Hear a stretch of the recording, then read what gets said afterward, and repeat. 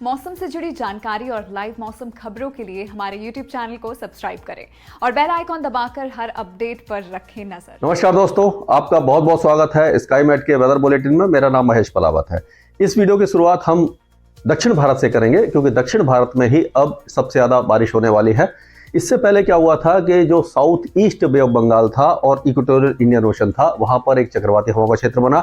उसके प्रभाव से एक निम्न दबाव का क्षेत्र बना। अब वो low pressure area almost south Tamil Nadu और उसके आसपास आ चुका है और वो गहरे निम्न दबाव के क्षेत्र में बन चुका है। बदल चुका है। आप देखिए ये कितने बादल किस तरह से काफी ज्यादा स्ट्रॉन्ग जो कन्वेक्शन है ये दिखाई दे रहा है और मूसलाधार बारिश हुई है। नेल्लोर में अच्छी बारिश हुई है जो साउथ आंध्र प्रदेश के तटीय इलाके में है, और चेन्नई में कुडलोर, पुडुचेरी, अतिरामापट्टनम, तंजावुर, इन सारे इलाकों में भारी बारिश हुई है। उसी तरह से श्रीलंका के जाफना और उसके आसपास के इलाकों में भी मूसलाधार बारिश की गतिविधियां जारी हैं और आगे भी जारी रहने वाली हैं। तो ये जो well mark low pressure area है ये धीरे धीरे और आगे बढ़ेगा, और अब क्योंकि ये लैंडफॉल कर चुका है तो मतलब ऑलमोस्ट लैंड के आसपास पहुंच चुका है, तो ये इसको क्रॉस करते हुए यानी तमिलनाडु और केरल को क्रॉस करते हुए आगे की तरफ चला जाएगा और एक लो प्रेशर एरिया में तब्दील हो जाएगा। तो अभी क्या होगा कि कम से कम अगले 2 या 3 दिनों के दौरान हमें उम्मीद है कि जो साउथ कोस्ट है आंध्र प्रदेश का, यानी तिरुपति नेल्लोर से लेकर के पूरा जो कोस्टल तमिलनाडु है, यहाँ पर मूसलाधार बारिश हो सकती है। चेन्नई और उसके आसपास के इलाकों में भी काफी तेज बारिश की संभावना नजर आ रही है। तिरुवल्लुर, वेल्लोर और जो अंदर के जो अंदरूनी इलाके हैं जैसे कि मदुरई हो गया, कोयम्बटूर है और जो नीलगिरी हिल्स है, उदामंगलम वगैरह, इन इलाकों में भी अच्छी बारिश की संभावना है। केरल के भी कई जिलों में मूसलाधार बारिश हो सकती है। हालांकि साउथ इंटीरियर कर्नाटका और कोस्टल कर्नाटका में हल्की बारिश ही देखने को मिलेगी।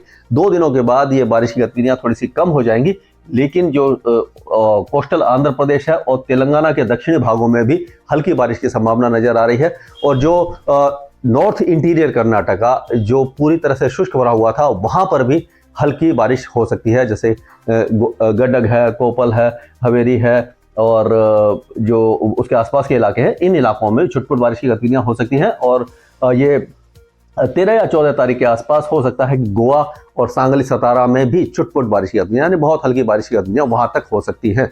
यानी कि ये जो इसका दायरा है वो इस तरह से आगे बढ़ने की संभावना नजर आ रही है।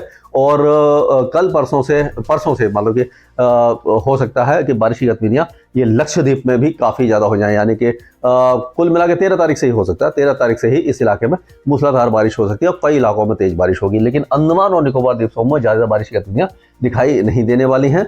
और अगर हम उत्तर भारत की बात करें, अब सीधा हम उत्तर भारत पे चलते हैं, तो वेस्टर्न डिस्टर्बेंस इस समय कोई भी नहीं है। ये जो पश्चिमी विक्षोभ आप देख रहे हैं ये 14 तारीख के आसपास यानी 13 तारीख की रात को ये जम्मू कश्मीर पर पहुंचेगा माफ कीजिएगा, और उसके प्रभाव से जम्मू कश्मीर, गिलगित बाल्टिस्तान, मुजफ्फराबाद, लद्दाख, हिमाचल और उत्तराखंड के कई भागों में हल्की से मध्यम बारिश और स्नोफॉल होगा जो 14 तारीख तक जारी रह सकता है। 15 तारीख होते होते वेस्टर्न डिस्टर्बेंस आगे निकल जाएगा। अब जो पहला वेस्टर्न डिस्टर्बेंस आगे निकला है तो उसके प्रभाव से जो उत्तरी हवाएं, उत्तर पश्चिमी हवाएं, आपने देखा होगा कि दिल्ली एनसीआर सहित पंजाब, हरियाणा, राजस्थान, उत्तर प्रदेश, मध्य प्रदेश, इन सारे इलाकों में शुरू हो गई हैं। तो दिल्ली में जो तापमान था कल यानी कि 14.6 था, जो इस नवंबर का सबसे कम तापमान था। इससे पहले नवंबर के महीने में अभी तक 1 नवंबर से लेकर अब तक 15 डिग्री या उससे ज्यादा के ही तापमान हमने देखे थे, और ये 28 अक्टूबर में 14.6 दर्ज किया गया था। उसके बाद ये 11 नवंबर को 14.6 तापमान दर्ज किया गया है।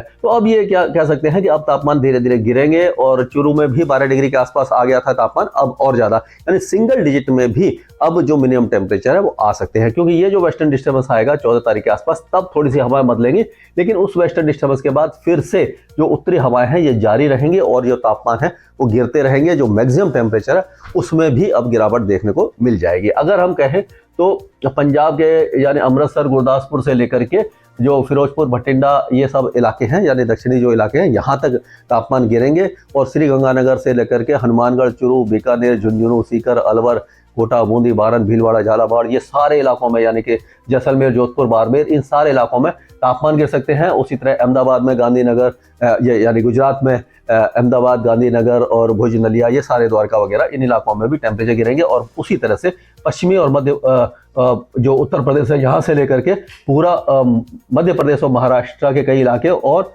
छत्तीसगढ़, यहाँ पर भी तापमान गिर सकते हैं, लेकिन मौसम इन सारे इलाकों का पूरी तरह से शुष्क बना रहेगा क्योंकि कोई वेदर एक्टिविटी नहीं है। यानी ये जो वेदर सिस्टम है इसका असर यहीं तक देखने को मिलेगा, यानी कि ये ज़्यादा से ज़्यादा ये तेलंगाना और इन इलाकों को कवर करेगा, यहाँ तक कवर करेगा, ये सारा इलाका इसके जद में आ जाएगा। लेकिन जो बारिश की गतिविधियाँ होंगी वो भारी जो होंगी वो इसी इलाके में देखने को मिल सकती है। यानी ये जो इलाका है ये भारी बारिश देखेगा और यहाँ पर जो है ये लक्षद्वीप में भी भारी बारिश हो सकती है, इस इलाके में भी, और बाकी ये सारी हल्की से मध्यम बारिश की गतिविधियाँ इन इलाकों में देखने को मिलेगी। और अगर हम पूर्वी भारत की बात करें तो पूर्वी उत्तर प्रदेश, बिहार, ये जो इलाके हैं माफ कीजिएगा, यहाँ पर भी तो थोड़े बहुत तापमान गिरेंगे, 2 दिन के बाद गिरेंगे। यानी कि जो हवाएं हैं वो उसको समय लगता है यहाँ पहुँचने में, तो कल परसों से यहाँ पर भी टेम्परेचर गिरने लग जाएंगे। झारखंड, बंगाल, पश्चिम बंगाल और उड़ीसा के साथ साथ ये सारे इलाकों में जो वेदर एक्टिविटी तो नहीं होगी लेकिन तापमान गिरना शुरू हो जाएंगे। और पूर्वोत्तर राज्य जो हैं यानी कि असम, मेघालय, अरुणाचल प्रदेश, नागालैंड, मणिपुर, मिजोरम और त्रिपुरा, ये सारे इलाके भी पूरी तरह से शुष्क रहने वाले हैं। यहाँ कोई मौसमी गतिविधि नहीं देखने को मिलेगी, लेकिन बादल छा सकते हैं, केवल बादल छाएंगे और कोई खास वेदर एक्टिविटी यहाँ पर बिल्कुल भी दिखाई नहीं देगी।